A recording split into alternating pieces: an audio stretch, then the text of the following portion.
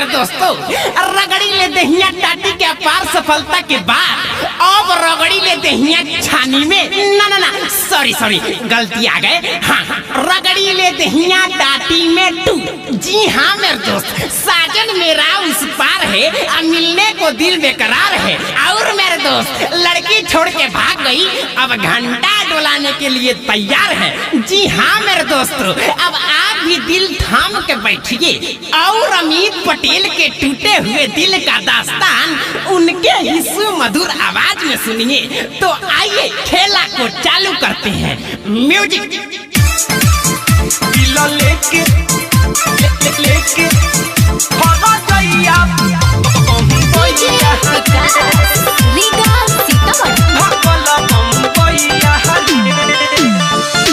दुख बायो सन का हम बताई, काम न करता बे सुई दवाई। बाबा रामदेव के मलहम लगवा दे।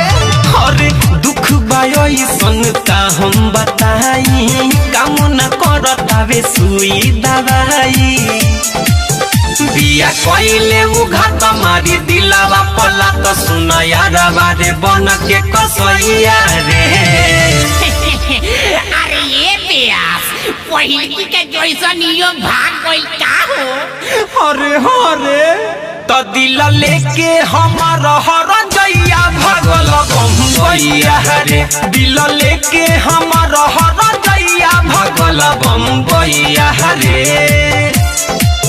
दिल लेके हर जइया बम्बैया भगल बम्बैया रे। पहले तो धीरे धीरे हमके पटवालस, हमरा के प्यार करे के हो सिखवालस। अरे ठीक होइबो कइलस कि ना रे? पहले तो धीरे धीरे हमके पटवालस, हमरा के प्यार करे के हो सिखवालस। बोली मीठी मीठी बात कइलस ससुरावा, अब कहतिया हमरा के भैया रे। छोटी छोटी बातों पे तू मुंह न खुलाया कर। एगो भागल दूगो भागल तो अब तीसरो पटाया कर। मार साला ते नहीं, ये हमार का हाल हो गइल बा, तोरा थोड़ा बुझाता रे। ह दिल लेके हमार हर जइया भागल बम्बैया रे। दिल लेके हमार हर जइया भागल बम्बैया रे।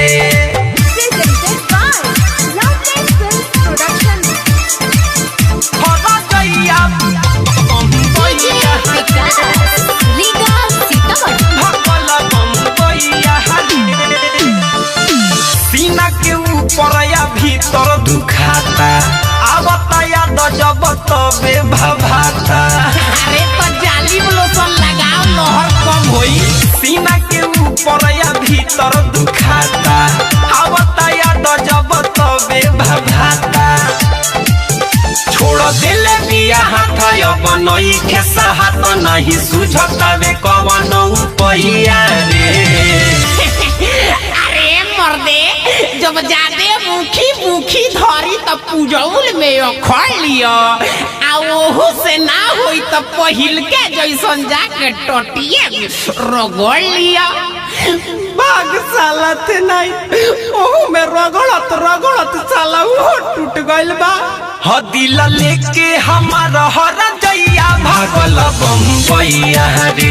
दिल लेके हमार हर जइया भागल बम्बैया रे।